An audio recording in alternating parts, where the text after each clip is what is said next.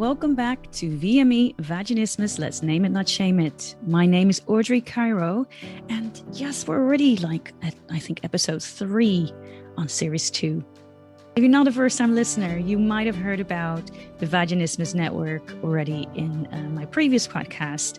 And today we're going to speak to the lovely Lisa Mackenzie, who is one of the founders, and she currently runs the Vaginismus network. I think I said it already quite a few times that I wish that in the years that when I found out about Vaginismus, that there was something like the Vaginismus network around. So I can only hope that if you haven't had the opportunity as yet, that you will jump online to see what it is. Besides that, we'll be talking about the Vaginismus network, about how it came to exist, and Lisa will also dive deep with me into her own story and what actually has led to the creation of the Vaginismus network. So have a listen and let me know what you think. Hello, Lisa. Finally, finally, I got you on my sofa. Or actually, you're not on my sofa, you're on your sofa. I'd like to be on your sofa. That would be really nice. It looks like a great sofa. Thank you. Maybe one day. Yours looks comfortable too, you know. Do you know what? What has it been? 13 months of Zooms, and this is the first time I've created this setup, and it's the most comfiest I've been. I don't know why I didn't do it sooner. Exactly. I will be here all the time now. You'll be like, I've got a new office. It will be on the sofa. I'm so chilled. I spent 13 months sitting at my desk. This is perfect. It is. It's so funny because I just got a notification saying, start Zoom with Lisa. I'm like, I'm already in it. What's going on? But I'm so happy to finally have you. Can you imagine if I actually had a sofa that we can have this conversation, that I have this instead of the red table, it will be the VME sofa. That would be a great idea. But I'm so happy to be on our sofas together and have a conversation because it's been a while. I haven't seen you face to face. That's one thing for a long while, but when I seen you online, has it been a year? No. I think the last time I saw you face to face was the first time I actually met you, and do you remember the great first impression I made? You probably don't, but it stuck with me. I remember it was our last in-person event, and it was summer 2019. You were talking at the event, and Kat and I that day had built up a lot of adrenaline, and we were all kind of getting ready for the event, and I forgot to eat. And then we were traveling on a tube to the event, and I was carrying a big box of lube because we were going to go to Shush and put them in their goodie bags. Yeah. And then we're about 5 minutes away from Shush, and I said, I need to get some food. So we stopped off at a newsagent, and I just grabbed some crisps or something, carried on, and then arrived at Shush, met you. And I remember about 20 minutes into our conversation, sort of feeling a bit paralyzed with fear and looking around me and going, where the hell is the box of lube? Like, shit. I remember interrupting you and just springing up and going, my lube, where is it? Darting down the road. Luckily, it was still in a newsagent's, and I remember the guy who worked there I think he must have looked in my box. That sounds wrong. He must have had a peek in the box because he had like a knowing look on his face. But yeah, I associate you and that story. And that box. You know what? I do know that there was a box, and I know there was something with a box. But I also remember being so nervous that I actually wasn't sure what was going on at the beginning because we're all in our own nervous zones. I was just sitting there because I remember sitting there being like, I don't actually know how anyone looks. I don't actually know. Like, I'm sitting here waiting for people to arrive, and what does Lisa look like? What does Kat looks like? I don't have a clue. So, and I only know that Sarah was already also there, but I didn't know who she was. So it was one of these moments. I was like, okay. So when everyone arrived, I remembered I was like, okay, hello.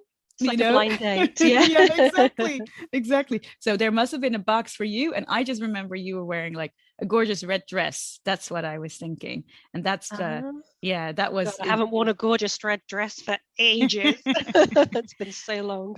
Hopefully our time will come again when the whole COVID time dies down a bit, or at least when we can socially distance, wear our lovely dresses out soon again. But welcome to the V and Me podcast. But here are we today. And as you have heard the podcast before, is that for me is more about how much do I know about your story outside of the network. So I would really, really, of course, want to get to learning more about the Vaginismus network, as everyone on the podcast, or maybe not everyone, but everyone almost has like named the Vaginismus network. And it's been so valuable. And everyone who I speak to, if it is within the coaching or either wants to be connected or has come through Vaginismus network as well. So there's so much to be said.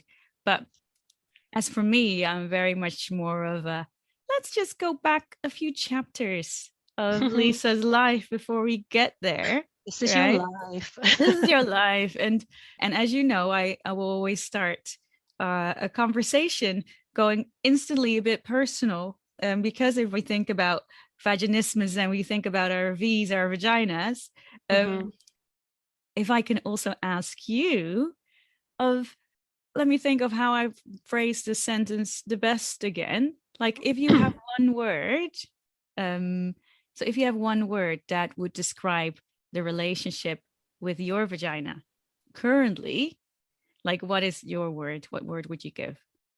Currently, I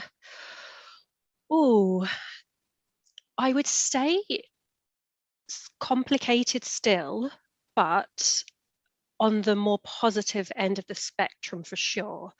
So I've definitely reached a place where there's kind of a wealth of emotions going on. So I'm definitely quite calm now compared to how I used to be. I'm 100% accepting, and I'm also at a stage where I'm really curious because I guess I went through a phase, particularly when I saw my therapist, where I felt so much regret because I thought I haven't, experienced kind of or had the sex life that I wanted, or, all the fun and kind of experimented and all of this, that, and the other.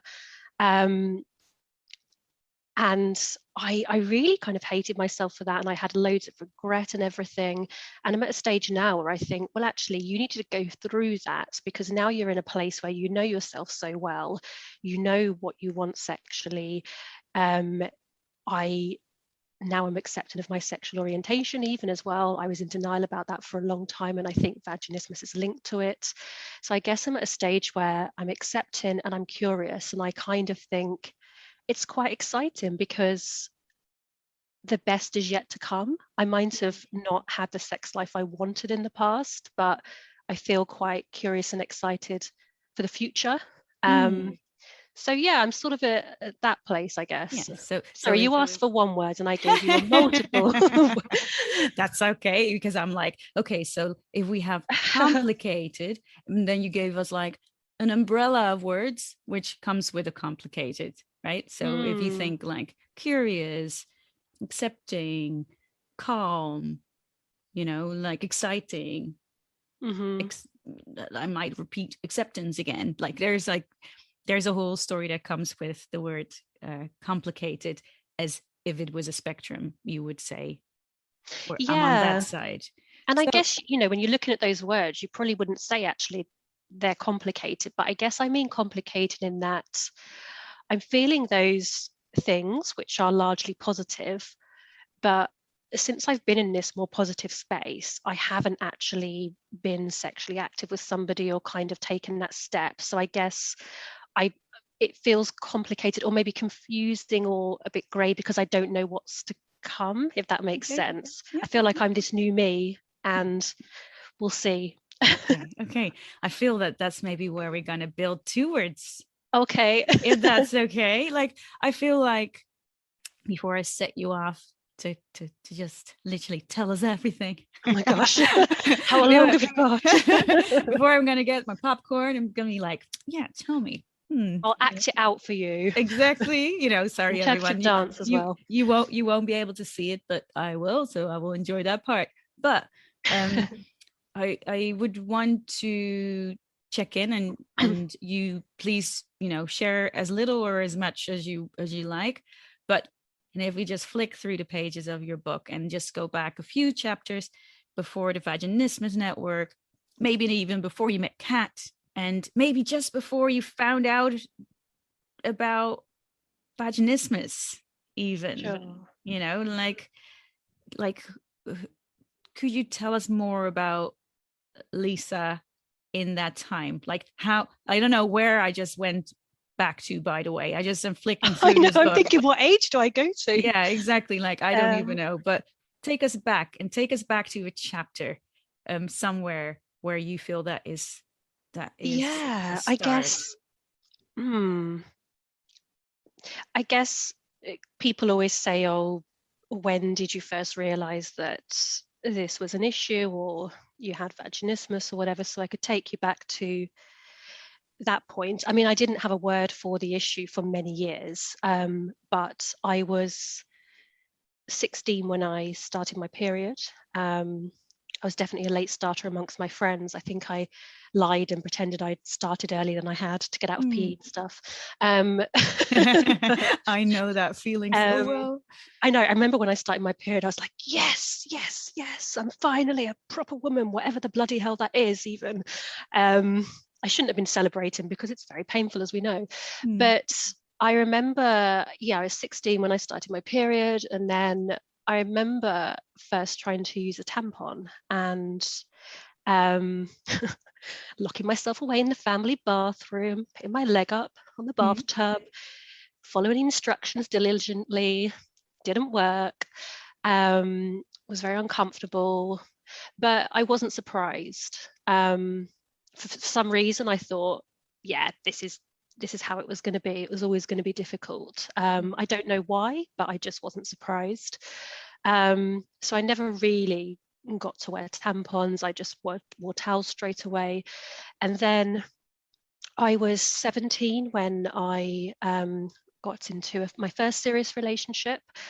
And yeah, we tried to have penetrative sex quite early on, and again, it wasn't happening. But again, I wasn't surprised. I was embarrassed. I was ashamed. I was upset, but I wasn't surprised. But that night, I remember it is, I guess, when the lies started, because there was a real build up to it. So my first boyfriend and I were part of a group of 4, me and my friend and him and his best friend, and we sort of double dated and did everything together. And I always thought she was amazing, but I always felt a little bit intimidated because she was already sexually active and she was so liberal and free and all of this. And I remember it's a lot of pressure you put on yourself, actually, but the 4 of us booked into this scummy little hotel in my hometown. Okay. And we were like, right, tonight is the night we're going to sleep together. Not the 4 of us, we weren't that adventurous. Went off into our separate rooms. Didn't work for me and him. And I remember me and her meeting in the communal bathroom, and she was like, oh my God, that was amazing, la la la.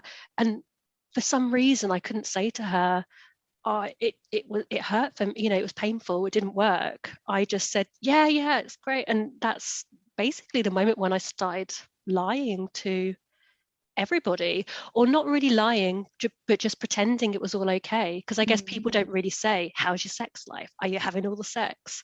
So I guess that was the moment where I started living this almost parallel, pretending everything was okay, and then feeling a different way and having this different experience with that partner in the bedroom. Yeah.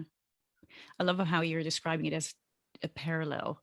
So you can almost see yourself going like in like different modes of different directions, or different, I don't know if it's different way of thinking, or different outside than inside. if that makes sense. Yeah, I remember when I started seeing my therapist years later, and we talked a lot about how for so many years I'd lived this parallel life, and I just wanted to feel whole, and I just wanted to feel at one with myself. But I was a very good actress, so to friends and to family members, to the outside world, I pretended that I was happy in this couple and we were perfect and it was all fine.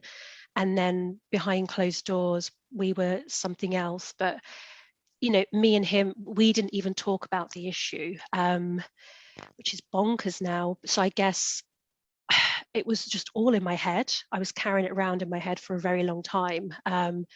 And I always felt like an actress, and I was never giving my whole self to situations. So yeah, it definitely felt like parallel lives, and I was just desperate to feel at one with myself. It took a long time. Yeah. So when you start living the parallel life in a way, could you say a bit more about how long did that go on for? So that partner and I were together for, this seems bonkers because we never really talked about it. We were together for 8 years. Wow. And it's crazy to think about it. And I always think, that was our first serious relationship for both of us. We didn't have a template for what a healthy relationship looked like. We both went to the same secondary school where the sex education was really dire. We both came from families that didn't talk about sex really. He was not the most communicative person at all. So there's all these things at play. And I think it might sound weird, but I think when we got together, a lot of people were quite, as kids are, but a lot of people were quite excited. Like we certainly weren't, the popular gang and woo, but people seemed to be really happy, our friends, that we got together. And I think people saw us as this perfect couple. So I think there was an element of kind of conforming to that as well. So when, all our friends around us were supposedly having sex and enjoying themselves, and when it didn't work for us in terms of penetrative sex, I think we definitely felt shame and embarrassment, and we had to pretend and live up to something. I think we did try and talk about it early on, but it shut down very quickly. So that parallel life started 17. We were together for 8 years. It continued until, so I'm mid-30s now. Well, I say mid-30s, I'm 37, but I'm still sticking to mid-30s until next year. Thank you very much. I think I'm allowed that one. I'm still there too. I'm far, far away, but I'm still there too. I started seeing my therapist when I was 29. She's the first person I spoke to about it. But I still continued that parallel life until I was about 32. So we're talking 15 years of kind of pretending and not talking to anybody in my life about it, which is a long time. And yeah, the impact, it's so weird to think about it because I feel like a different person now. So it's weird kind of putting myself back there, but it definitely impacted in many ways because, for the 8 years, we did still have a sex life. I still enjoyed myself sexually sometimes, but unfortunately, it was always overshadowed, even the good times, by the fact that there was this elephant in the room that we weren't talking about, and we couldn't have penis and vagina sex that everyone was supposedly having. So I never quite felt good enough, or I never felt like, and again, I'll say it in inverted commas, a proper woman, because I always think, what is that? But that's how I felt at the time. And yeah, it meant that I definitely overcompensated in other ways sexually to please that person and to try and be this fun, adventurous woman in the bedroom and make up for the fact that I couldn't give him that one thing.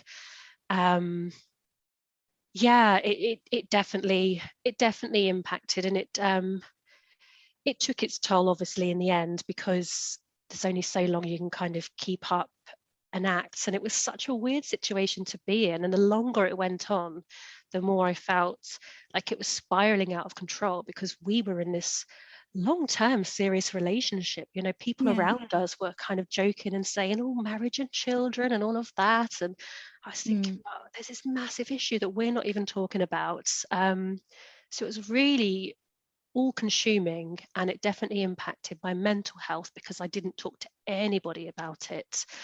And then, yeah, the parallel life kind of continued when we broke up. So he broke up with me, just saying, I can't do this anymore, but we didn't discuss what this was. Yeah.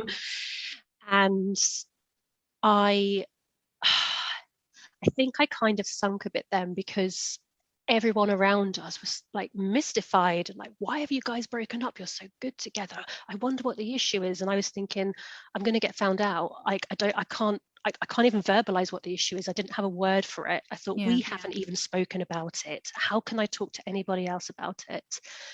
So I completely kind of closed myself off from things like dating.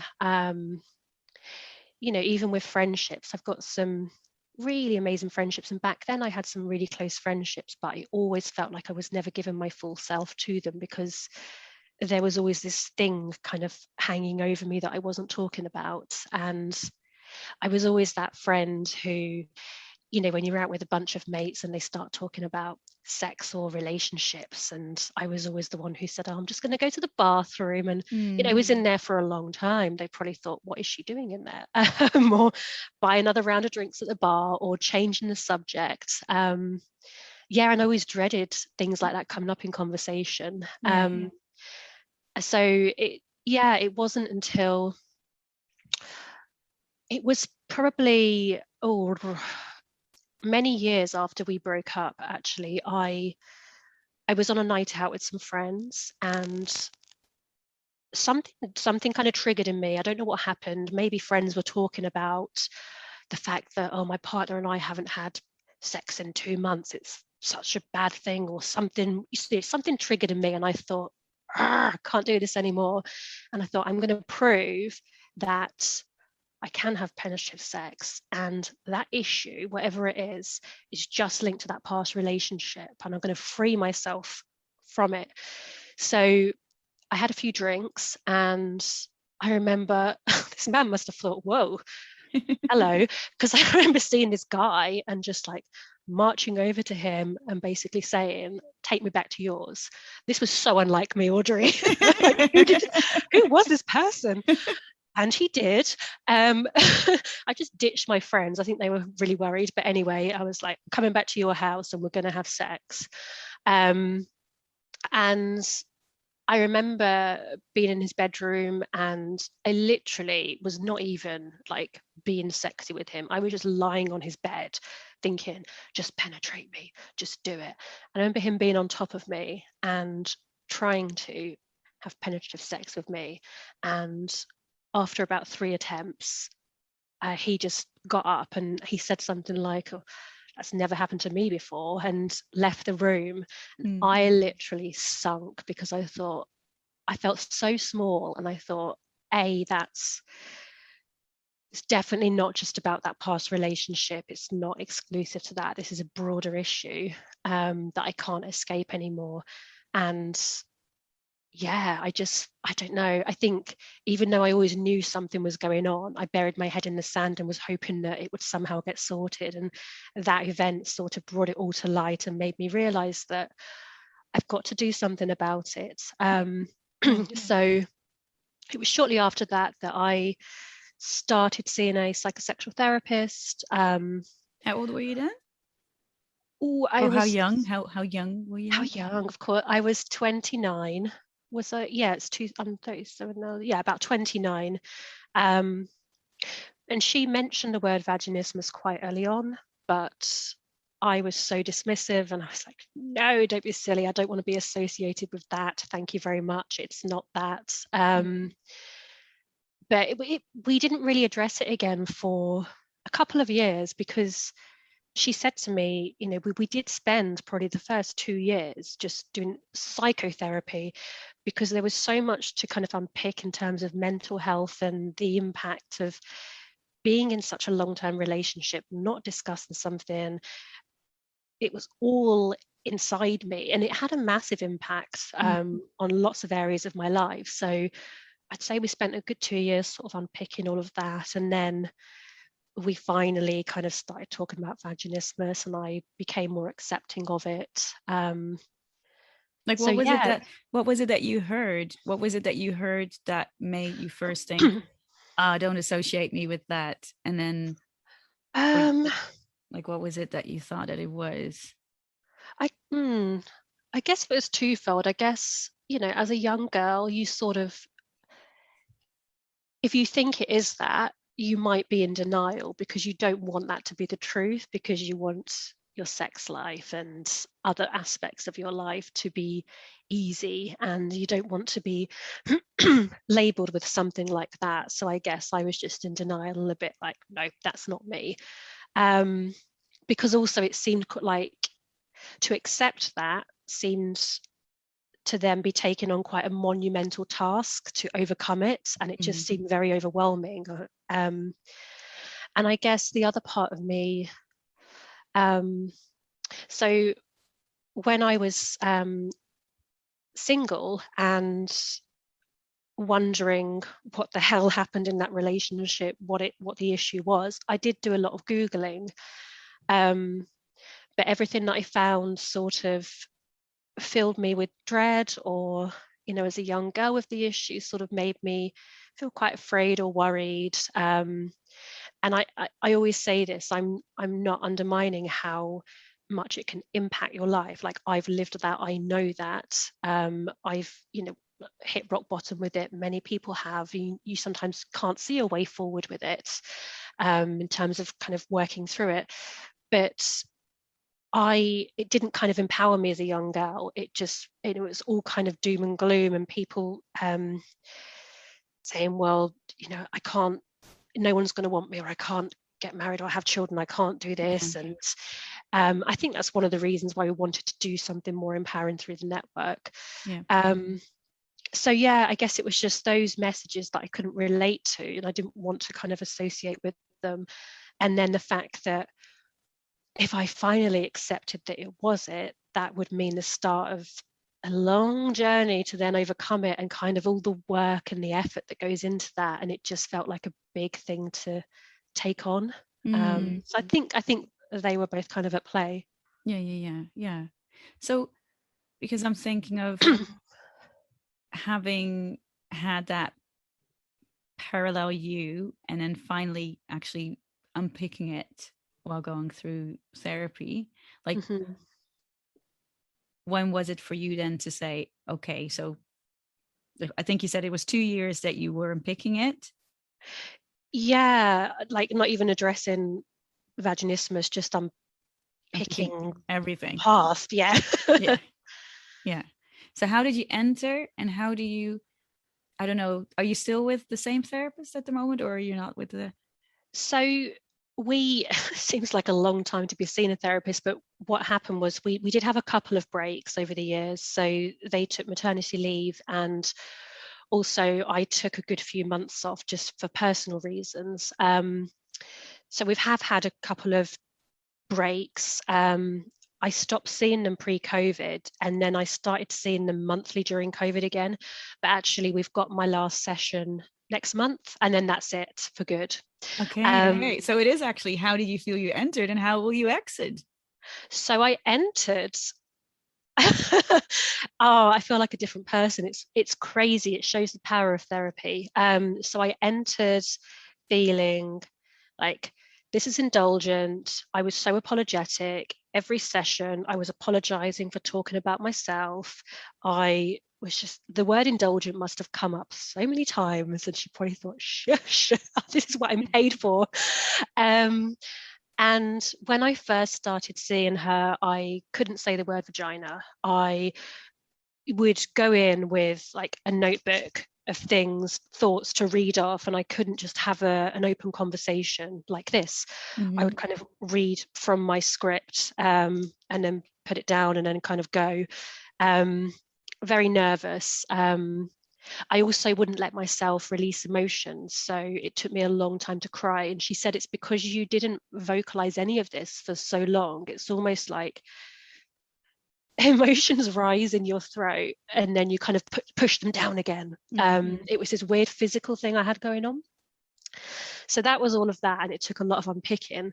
But yeah, it's so different now. Like before COVID, I would go to her therapy room, plonk myself down and talk about the network and say, yeah, this is how I'm feeling about my vagina this week, and just very open and much more confident. And it's so weird looking at the difference. Certainly took a long time. I don't think it would take potentially other people such a long time, but I think because I personally hadn't spoken about it for so long, it was just a longer process. It's crazy. It's like two different people. It's weird. Yeah. And of course, like I just was curious just because I feel that there's such a power in talking, of course, or a power in therapy or anyone really where you can have proper good conversations with. So I almost feel like I'd taken you back, but then also catapult you forward because the ending is still to like happen. on a weird roller coaster here, Audrey. Exactly. And to be honest, that's what I tell people every time they speak to me. I'm going to take you on a roller coaster ride. And it's got to be okay, right? But after 2 years, Vaginismus was introduced again, actually. And that meant, oh, shizzles, we got to do something in a way. What happened then? Because I'm curious now to maybe step into the chapter of where things started to change within your mindset regarding vaginismus, and stepping out of that room of therapy to start talking about it too. So I'm trying to take myself back there. I guess when I finally said to my therapist, okay, I want to talk about vaginismus now. She was like, finally. But there was still a reluctance there. So, even when she had a dilator set in her therapy room, obviously she didn't launch them at me that day, but she, after a few sessions, said, this is one treatment option. Would you like to have a look at them? And I was like, no, I can't touch them. Get them away from me. So it was still like kind of pulling teeth out. And I didn't really, I didn't speak to her that day and say, let's talk vaginismus, and then immediately take it into my personal life and say to my closest friends, I've got vaginismus. It still took a while. I think because it was so kind of it muddled in my head and all jumbled. I remember the first couple of friends I spoke to about it, I was so I wasn't used to talking about it. I had never spoken about it. So I actually sent them an email just basically saying, this is what I want to talk about next time we meet up. This is what went on in my first relationship. This is why I am the way I am sometimes. And this is kind of the issue that I'm working through with my therapist. I found that really helpful. I mean, now I'm all about, verbal communication. But I wasn't used to verbalizing anything. No. Can I ask what inspired you to send that email? You know what? I'm trying to think. I think it was a close friend I had back then. So my friends always, my closest friends back then always said to me, when I opened up to them, they said, we always knew something was bothering you. There was something you were carrying, but we also felt like we couldn't push it. That was one friendship group. But I think the email was inspired by a different close friend I had back then who she was quite frank, but I think it actually helped back then. But she had quite a direct conversation with me. She has stuff going on in her life, and she said, I know you're dealing with stuff, and friendship is two-way, and you're not giving me anything, and I'm giving you everything. I think it was that. And I said to her, I don't know how to explain. And then I said, I'm going to just put it in writing. So I think it was that friend kind of, I mean, she was quite a direct friend, but she basically said, like, you need to give me something here. Like, I'm here to support you. I'm not going anywhere, but you're not giving me anything.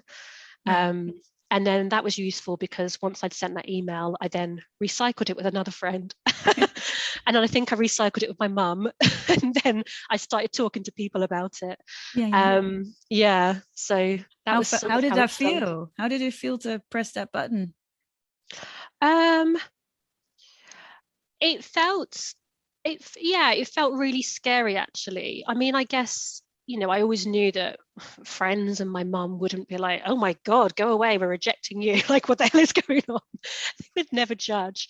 Um, but it felt scary because it had been something that I had carried on my own for so long, and then suddenly I was making myself vulnerable, and I guess asking for help as well, because I was starting this part of the therapy process where I would need support. So I my therapist always said to me, you were very good all the time at protecting yourself and putting up your walls, and um, you I didn't let people in, so it felt like a big step to finally say, oh my gosh, I'm going to have to be vulnerable, and this is what I'm dealing with.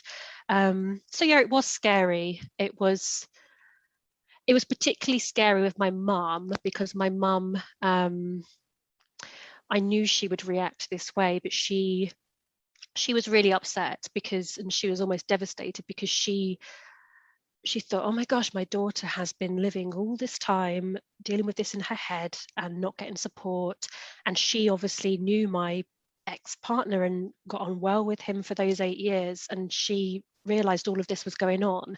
And she felt guilty, because she thought, why couldn't you talk to me? Why couldn't I be there for you? And I had to reassure her. And I said, I didn't have the words to describe what was going on. I didn't know. We weren't talking about it. It's not your fault. But that felt emotional. My mum in particular, I think. Yeah. Yeah. I can hear you in that. It's interesting because I recently had a conversation with my mom, because after starting this podcast, and in my memory, she's been there. Right. In her memory, she's hearing new things all of a sudden. And that same response as what your mom likely had of, oh, when you go back in time and when you start reflecting, or you inform them about Yeah. what's happening, and they are like, what stopped you from coming to me? Like, Yeah. I'm hearing new things. And it's interesting because, in my opinion, I think my mom was there the whole, like, literally. I think I even said it, like, without her I wouldn't maybe have gone to the GP, or I might not have gone, but in her mind she wasn't necessarily there. But it's emotional because, yeah, I can understand as well for mums to want to be there. And Yeah. And I think my mum was thinking, she was probably reliving that time and thinking, why didn't I spot the signs? Why couldn't I tell that she was this unhappy? And yeah. just blaming herself. But she's not there anymore.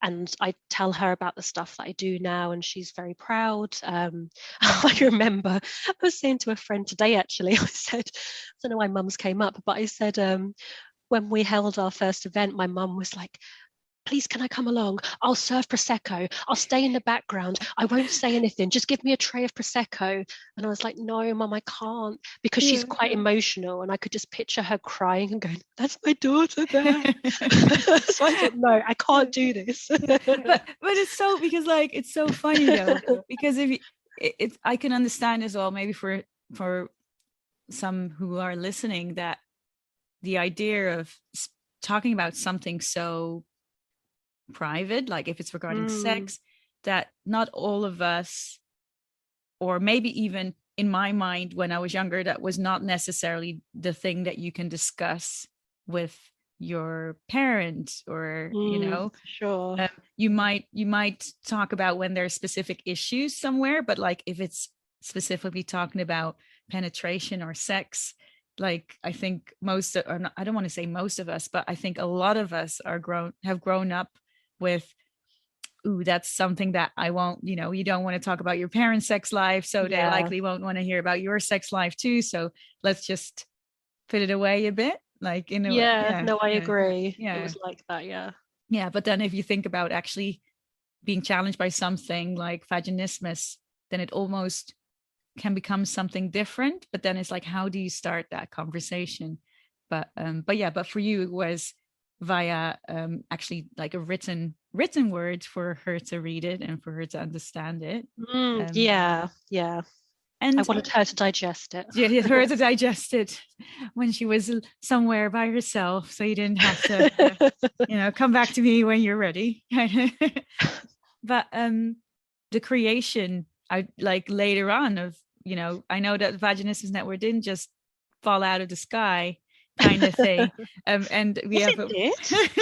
but, It did. but of course, like I've also had a chat with the lovely Cat, but I just wonder if like you started to search something outside of your friends group and family maybe as well, Mm. then if we go towards how to connect with other people randomly who are, random strangers like a cat, what happened there?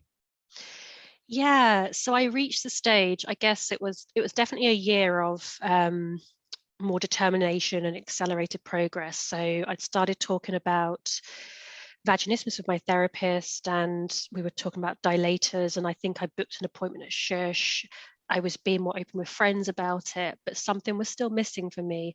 And I thought, as amazing as my friends are, they haven't lived the experience in the same way that I might have a friend who's gone through IVF. I don't know how that feels. I can support her as much as I'm able to, but I haven't lived it. So I just thought there's a part that's missing here, and wouldn't it be wonderful to connect with someone who just gets how I feel? And I started Googling again. I don't know why I didn't come across her sooner. Maybe when I used to Google, I don't think she'd set her blog up yet or something. And yeah, I just stumbled across her and I was like, oh, this looks fun. Because Kat, she's very fun. I was like, oh, this is different. This is refreshing. And I just read her first blog post and I thought, oh my God, like I am so relieved because somebody is talking about this, but it's honest because it is shit. Sorry, can I swear on your Yeah, yep. Okay, it is shit. Um, but also she was funny with it and really relatable. And I remember just reading all of her blog posts like within a very short time frame, just consuming them all. And then I reached the end of it and I was thinking, come on, post another one. I want to hear from you. So I sort of became a bit of a follower. And then, yeah, I wanted to reach out to her because I thought I got the sense that we were kind of a similar age and we had similar interests. But I think it took me about 3 months or something because, again, I think it was the acceptance piece because I thought to myself, okay, as soon as I reach out to her, she seems a lovely person. Of course, she's going to reply, and it will be another step to making this official. You have vaginismus. So, yeah, I did reach out to her eventually, and I remember she replied about an hour later, and I think I'd shared some of my experience, and she said something like, everything you've said, I can completely relate to. I've experienced X, Y, and Z. I get that. And I remember just crying because I felt so relieved because I'd lived so long feeling like I'm the only person with this. I'm broken. Nobody gets it. So to read this email from a stranger saying, I understand you, I hear you, I've also experienced X, Y, and Z. Oh my goodness, I felt so light. I was just crying, but they were happy tears. And then we were kind of emailing on and off for a few weeks, and then she hadn't actually put her name to her blog. I'd shared my name with her, and then she was like, sod it, my name's Kat. And then I said, let's move on to WhatsApp. It's more personal. So we're having back and forth conversation. And I realized actually we really got on because I've said this before, it felt really fortunate with her because it could have been anybody at the other side of that computer screen. It could have been a woman in her 60s or a woman in her 20s or somebody with maybe different interests, but actually we had quite a lot in common. We were a similar age. And then we met up a couple of months later. Overnight, it was like this romantic blind date. We stayed overnight in Birmingham, and we just talked and talked and talked. And again, it was that feeling of, oh my God, I'm in the presence of somebody who bloody well understands it. This is amazing. This is life-changing. And it was because of how that made us feel. I remember we looked at each other when we were waiting for her train, and we said, like, shall we do something? Like, we kind of talked about the idea the night before, probably over several glasses of wine, but it was the next day we were like, no, let's actually create something. Let's put these ideas into action. There's so many people living alone with this condition, feeling like they're the only one, feeling so isolated, ashamed, not having any sense of connection with anybody. And we said that shouldn't be the way, and maybe we can be the vehicle to kind of help people on that journey. And yeah, it happened really quickly. I think that was the May of that year. And then which year was this? Yeah. It was 2018. I'm just throwing a year It out was 2017 actually. And then yeah, it was about October, November, we finally kind of launched it. It was kind of quite under the radar initially, and then it kind of picked up. We were kind of a bit tentative putting it out there. But yeah, it happened really organically. It felt like the right thing to be doing. And I always say, I wanted to set it up because I wanted to create something that my younger self could have really benefited from. So had I found something like the network with a wide range of stories and voices, empowering information, honest information, but not all doom and gloom information, dare I say fun at times, just something a bit more human, I think I would have felt better. And also, I think because vaginismus had controlled my life for such a long time, it's something that, like I said to you before, I would never spoke to anybody about for so long. Doing something like this felt for me like a, can I swear again? Yeah. You got permission. What I call a Lisa fuck it moment. So I have these sometimes. My friends laugh. They're like, sometimes you have these moments where you just go big. But it felt like a Lisa fuck it moment where I thought, do you know what? This has controlled my life for so long. This is what I have to do to finally take control of it. And I have to do something like this and put myself out there. It's the only way I'm going to control it. It's the only way I'm going to kind of make that extra progress I need to, etc. So it felt necessary. Yeah. So because you mentioned about you and your younger self and something that you would have benefited of. So of course we will go back to the Vaginismus Network a bit later as well. But if you think about what you're offering now, what is it that you're offering your younger self or other people, like other younger selves out there, or women with vaginismus? You make me laugh. So yeah, because like what is Vaginismus Network doing at the moment then for those for your younger selves? Yeah, so when we set it up, I said to Kat, look, if we can just help 2 people, then our job is done. So if we can connect 2 people, make them feel less alone, brilliant. So we set it up with the goal to connect people with vaginismus. So we have that buddy system that we talked about. So that's kind of the key thing. And I think my younger self could have benefited from another 16, 17, 18-year-old self who was going through the same thing, who I could talk to.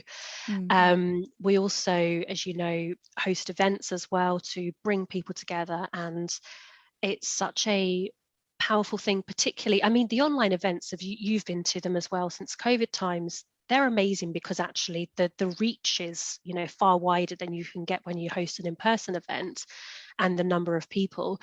But yeah, the in-person events have been extremely powerful, just to stand in a room and look around and see, as you know, all these people who have this common condition but actually are fun people, brilliant people, interesting people, Mm. all of that, who have got their own lives. They just happen to have this thing in common.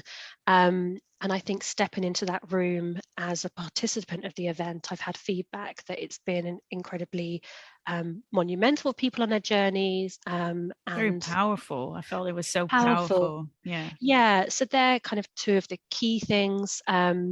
We also, I guess this links to maybe me feeling like I never had a voice, but we also want to give people their voice, because I think there's so many different stories to be told when it comes to vaginismus. You know, I've got my one own experience, which is very different to Kat's, which is very different to Natalie and Rosie's, who work with us as well. We're all so different, and I think we want to get the range of experiences out there so that there's something for people to relate to. But also, I think it's so empowering to share your story, and it can be anonymously. People have done it anonymously via the blog. We have people speak at our events, and I think that's, you know, communication is so powerful, and I think that's another way of helping people on their journey as well. So yeah, it's just a mixture of those. They're kind of the core things we want to do, and also we do hopefully, and I guess we just wanted to empower people. So when we set the network up, we said, you know, what do we want it to look like? What kind of people do we want to represent, etc. We want it to be fun and empowering. We don't want it to be all doom and gloom. Like I always say, yes, I'm dealing with this, and it will probably always be there as, you know, this part of my life, but I'm in control of it. I guess I wanted to reverse what I saw when I Googled vaginismus as a young girl, and it felt disempowering. And, you know, this is no disrespect to forums that were out there, because people were, you know, taking a step to share their stories in a very honest way. And that's incredibly powerful in itself, but I just wanted something that I could have related to and made me feel a bit less afraid, and like there is hope.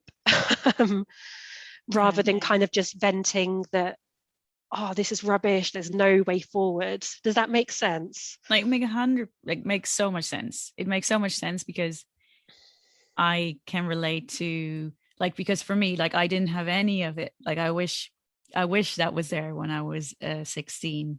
When I found out about vaginismus when I was 24. So I wish it was there when I was 24.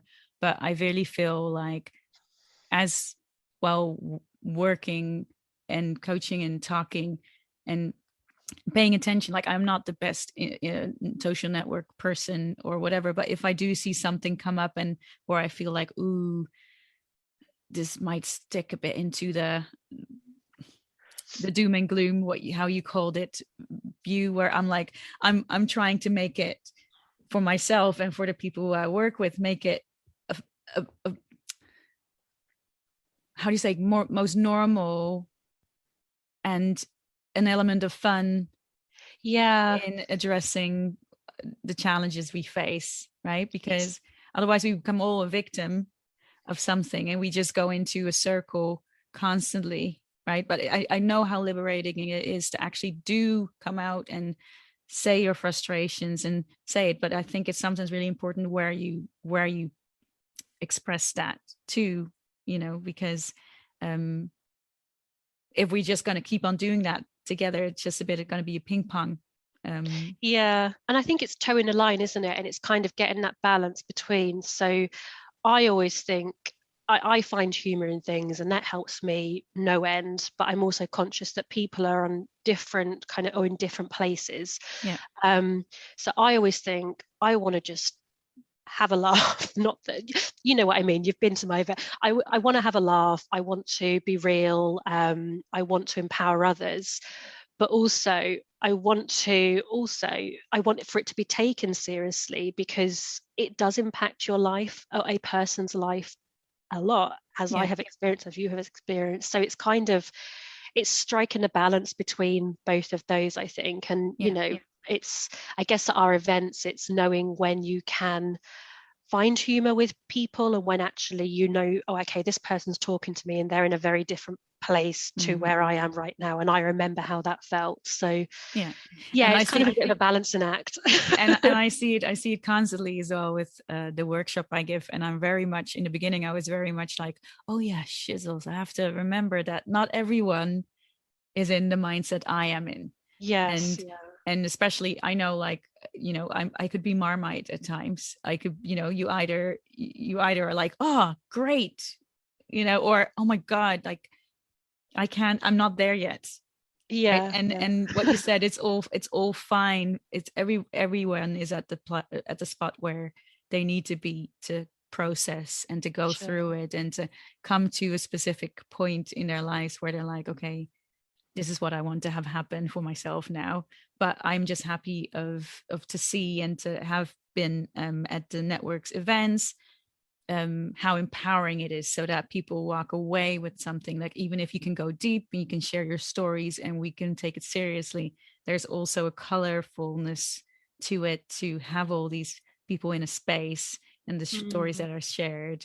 And we can share a tear, but then still walk away feeling like empowered. And I think that's the important part, of what I feel that you're all bringing. So in the time that you created the network, you found Kat, you create the network, we're now like a few years in, um, like all sorts are happening. The network has grown so much, and so much as, I think, more events have taken place. You're a spokesperson, I feel, for for Vaginismus, and for the network. It's your baby. um but what about Lisa now? Like, where are you in your journey? um I guess it links into the question you asked me at the start when I said, um, I'm curious. So, where am I in my journey? So,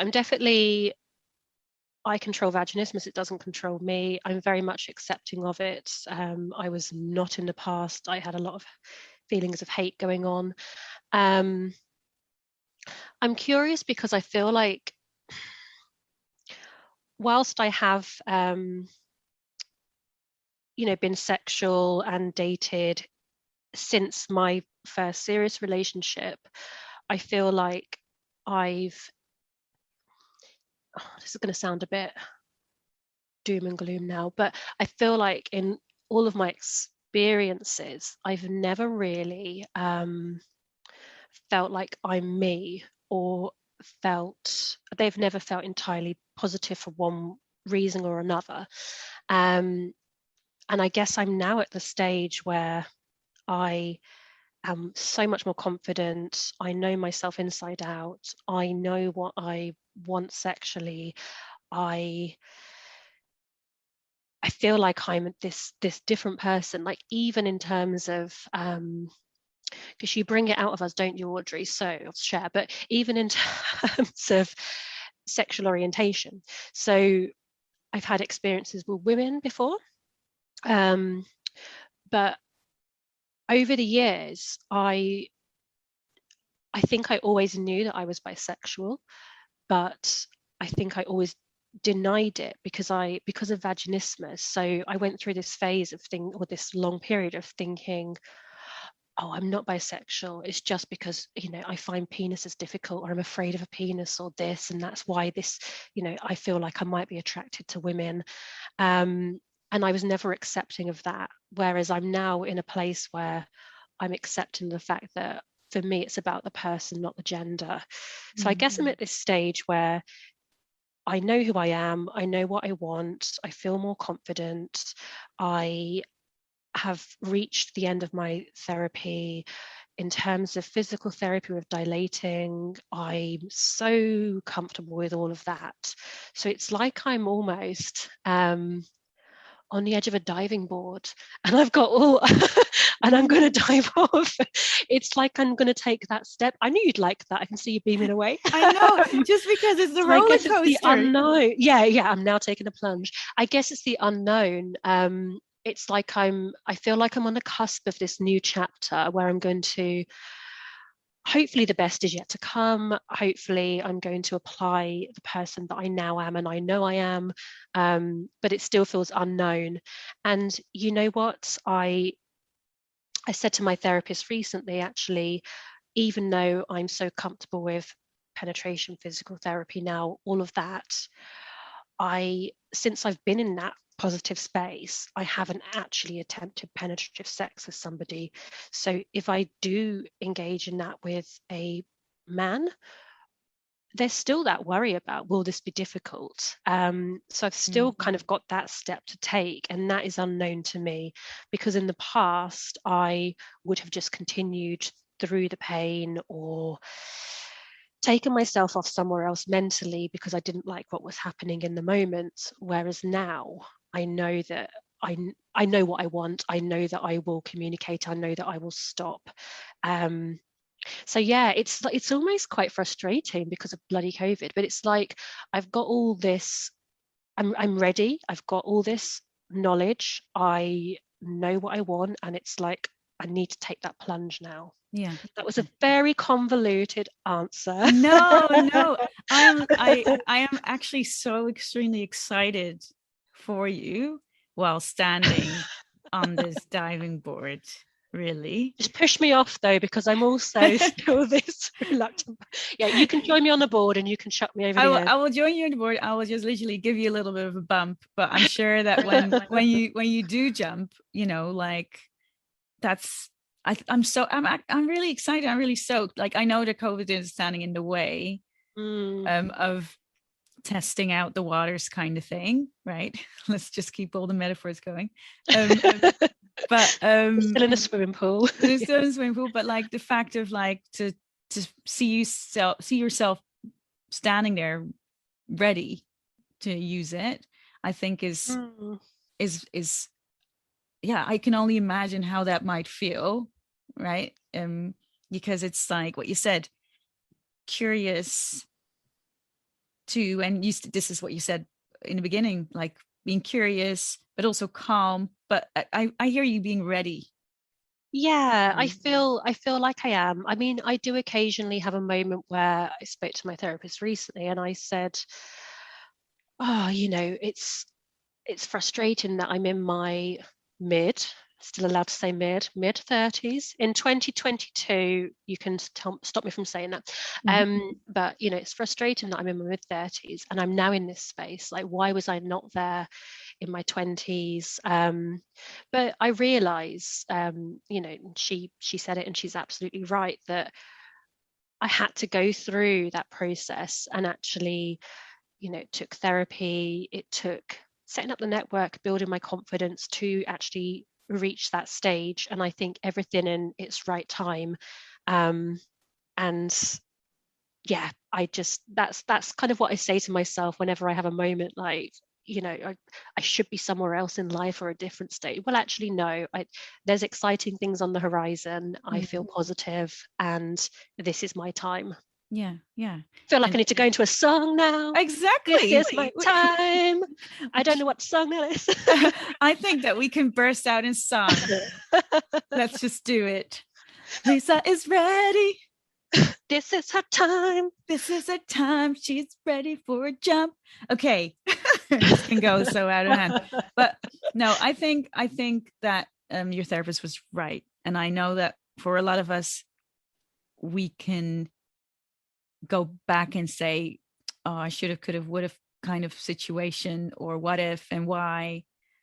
It's not going to change the reality. Exactly.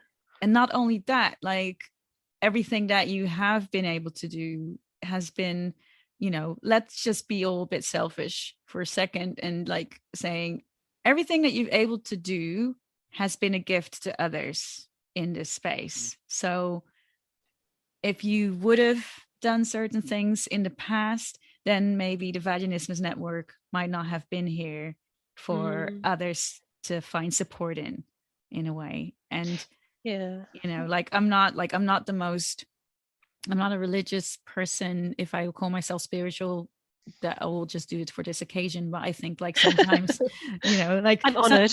I really truly feel that sometimes certain things happen and there might be like a little bigger thing going on here, for our lives to go a certain way, right? Like, even if I think about, I'm not gonna, like, for me, the word vaginismus has, even if I wouldn't say for myself, like, oh, I've got vaginismus anymore, but it's still part of me. And I feel that it's constantly come back.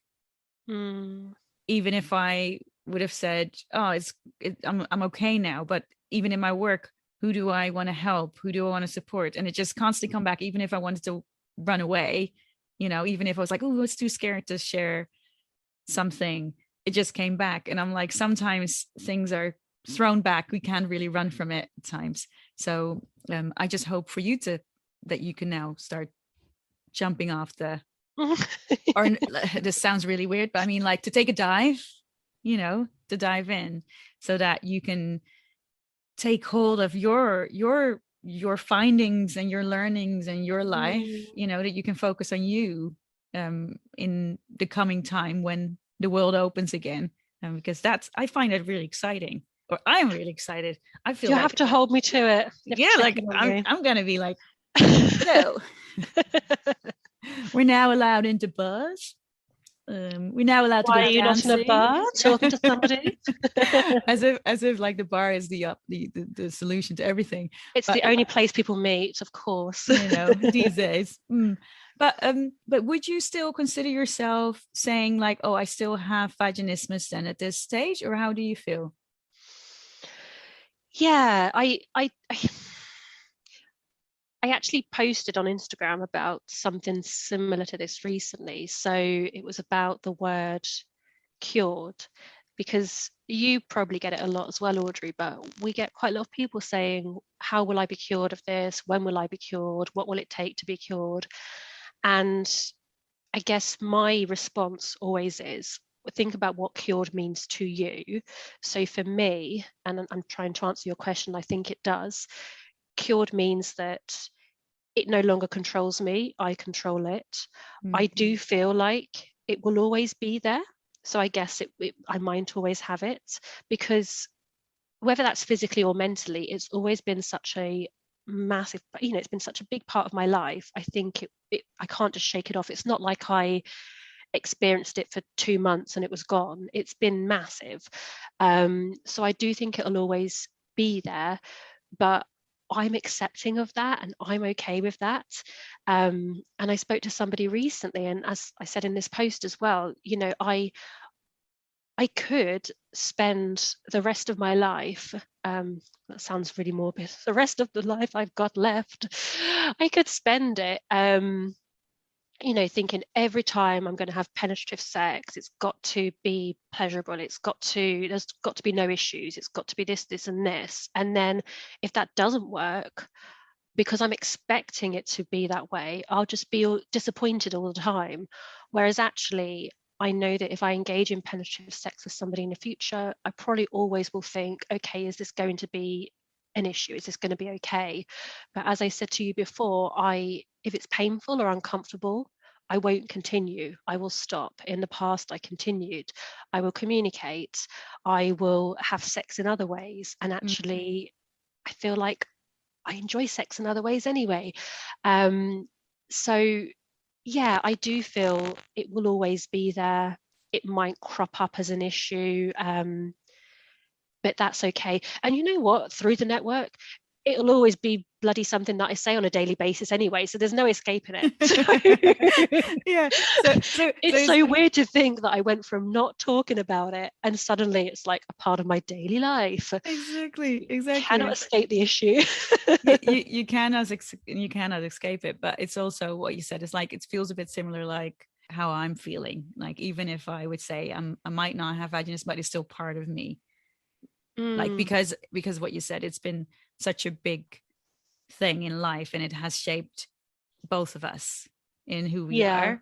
And even if I wouldn't be doing this, it would still be part of me when I'm with someone, and when I'm like, just knowing how my body works, and knowing how muscle memory and my own memory works, really. That like knowing, like, sometimes it could be good, but I also know that it couldn't be. And if it doesn't if it doesn't happen, then that's okay too. But I'm not going to go back down the rabbit hole as I might have taken myself when I was much younger. But okay. And I think for me as well, it's reminding myself that I'm human. So I always say to people, if you're dating someone and you want to talk to them about vaginismus and they're not cool with it, then well, they're not the right person for you. That's their issue. And I believe that. And I have dated people where I've brought it up and it's been perfectly fine. But I also accept the fact that I'm human and I might date someone in the future and they might not be cool with it and I might have a meltdown. So I might not be living up to the messages that I put out there. But that's okay as well. It's just, I don't know what point I'm trying to make. I was talking to my therapist about it. I said, I sometimes feel like I put empowering messages out there that I lose the fact that I'm a person behind it and I might not always be able to live up to them. So I think it's just remembering that. Yeah. Like you, and this is why I'm saying, like, I'm so excited for you to look after you now as well. Right. Because, and if I would ask you, because we started talking about chapters and we went back. So if you think about you jumping off that little, like to take that dive, the diving board, and if you dive into the next chapter, how would you want to call that next chapter? Oh, just, I guess, contentment, and I guess feeling at one with myself. So whilst I'm certainly at one with myself, I'm not living that parallel anymore. I haven't actually, and I know, sorry, I'm waffling now. I know what I want sexually. I know the ingredients for a successful relationship. My past relationships and sexual history has never been those things. I've never felt myself or whole or completely happy. So I guess it would be that it would just be the feeling of contentment and bringing my full self to the table, and just openness and not hiding anything anymore. It's going to be a long title. That's good. Yeah, it's the epic title of the book. No, but it's like 100 pages at least. It's 100 pages, no, but like contentment, and to being your full self. Yeah, and actually bringing it to situations and yeah. Contentment might sound dull, I want to say passionate, adventurous, but actually I just want to feel at one. Yeah. Ooh, there got the title, At One. That's the chapter title. That is amazing chapter title. Don't forget to write that down after this. At One. So knowing that you have some fun plans today, I want to just make sure as well with the timing. But before we go, it will be great to hear, because I always end with a few questions, because I feel that we could, like, as always, I feel that we only gotten like part of the book and I could have just gone into other parts of different chapters and going more into. We rode half the roller coaster, now we're veering off. Exactly. Like I feel like we got a bit of a break somewhere here, but knowing that you've got an online concert to go to soon, it will be great to end it with you as well, with the questions that I normally ask. So, and one of them is, what do you know now that you wish you knew then? Yeah, you must get this a lot through your podcast.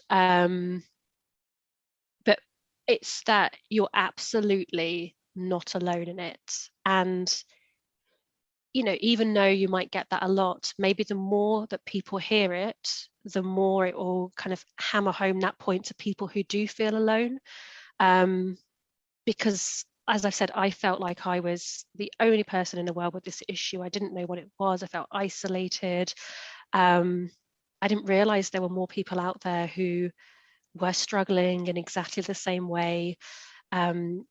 So I think that would have been so useful to know, and also to know that there's a whole range of different people out there experiencing this. So I guess to my point around when I did Google, what came up a lot was very kind of narrow in terms of the type of people who experience it. So they were cisgender people in heterosexual relationships who were married, who were wanting children.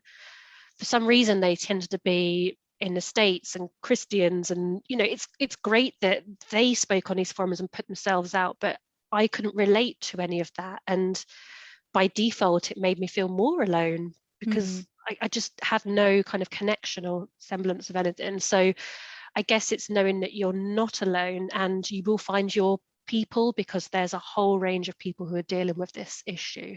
Yeah. And do you have a tip that you would like to give? Is there any other tips that you would like to give besides that everyone has to go and find the Vaginismus Network, because I do want you to share your details too? My tip is, and this probably sounds weird going from, off my track record, because I'm not a role model for it. Well, my previous self wasn't a role model for it, but hopefully my current self is. But it's communicate. I can't, the power of communication is immense, and it can be life-changing when you're dealing with something like vaginismus. So I, of course, had psychosexual therapy. I used dilators. They were amazing, but it was finally talking to other people about it, people with vaginismus, but also people in my personal life, that kind of accelerated that progress. And, I'm not undermining how difficult it is to communicate about something like this. That's why it took me so bloody long. So I know how hard and I know how daunting it can be, but I just want to express to people how life-changing it is when you do finally talk about it, because I always think silence feeds shame. So the longer it goes on and the longer you're not communicating it, I think the greater that shame becomes.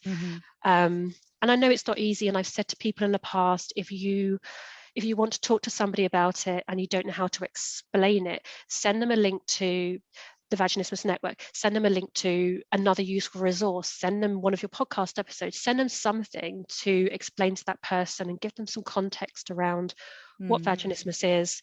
And then maybe they can have a conversation around, and this is what it means for me personally. Okay. And it seems like the most daunting thing when you're living it and feeling it like you're on your own with it. But I can't get the point across strongly enough how much communication helps. Yeah, like communication is one of the most important things. Everything. Yeah, with everything next, besides of this whole subject, communication is one of the things for us to. And buy good lube. That's my second tip. That's communication. Communication and good lube.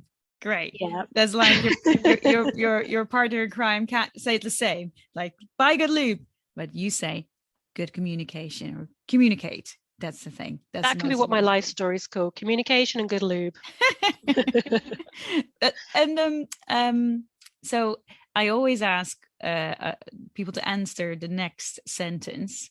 So you're not vaginismus, but you are powerful, which probably sounds a bit like, I don't know. Look, I'm being all British and imposter syndrome now. Oh, I couldn't have said such a great word, but I do feel that. I feel powerful. I feel like it's just something I'm dealing with. It's, in the past it was this big thing that I was carrying, and now I almost feel sorry for it. I'm like, yeah, you're here, but I'm controlling you. And I think, every conversation I have with somebody through the network who has vaginismus, every person I reach out to and speak to, it just makes me feel more in control and powerful.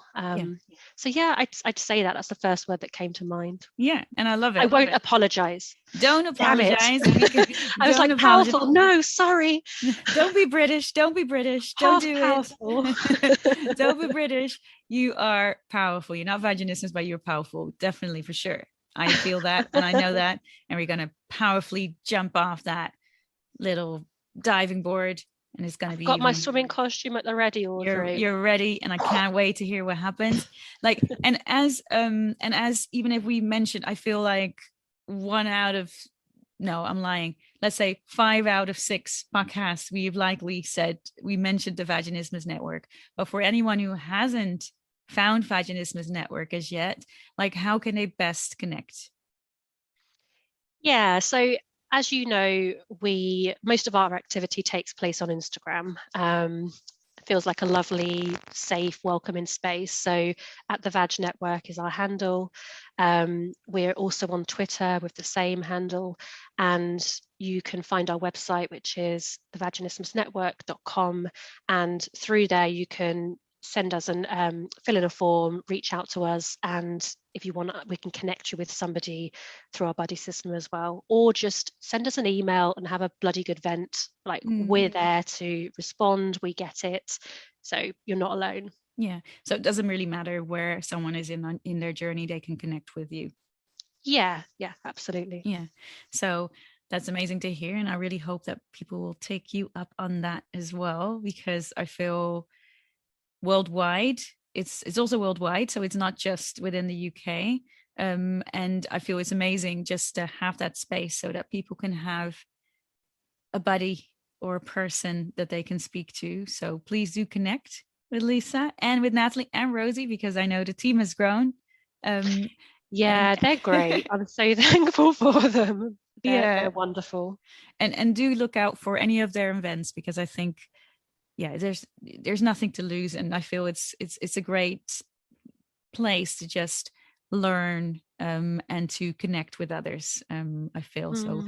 If it's the first time you found out about Vaginismus, then just connect with Lisa. And I think on the events, I want to stress as well that actually COVID time, we're doing them online. It's not like you're in person, and it's a massive step. You can have your camera off. You could put a different name down if you want. Like, you can be completely anonymous. You could just sit there and just watch and listen. So like you say, you've got nothing to lose. If you find it boring, you can switch off after 10 minutes. It's all good.